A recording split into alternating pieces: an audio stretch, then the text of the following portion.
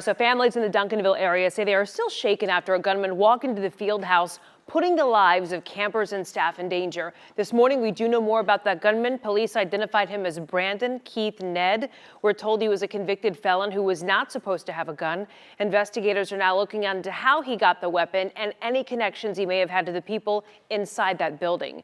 After firing into a classroom in the Duncanville field house, police shot and killed him.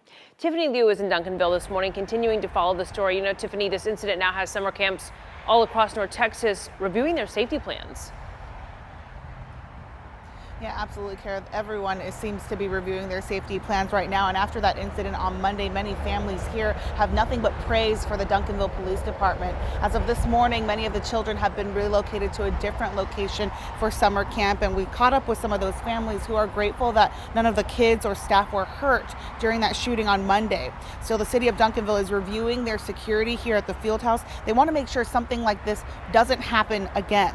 Now, we also reached out to other cities to talk about their safety protocols for summer camps. Camp Fort Worth says an active shooter training video is part of their prevention plan, along with situational awareness training by Fort Worth Police. The city of Arlington says active shooter training is required for parks and recreation staff. School resource officers are always on site as well.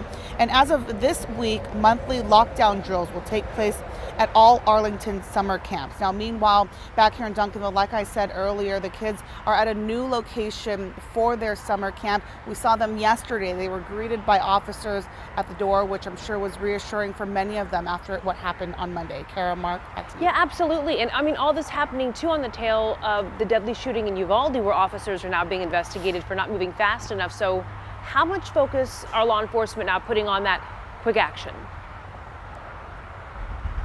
Yeah, well, it's always been to be moving quickly. That's been for such a long time now, the protocol. But, you know, we talk to experts who say that 30 seconds can just make a difference between life and death, which is why so many departments and camps right now are doing refresher courses on active shooter training in case something like this does happen. Kara, back to you. All right, glad to hear it. Thanks, Tiffany.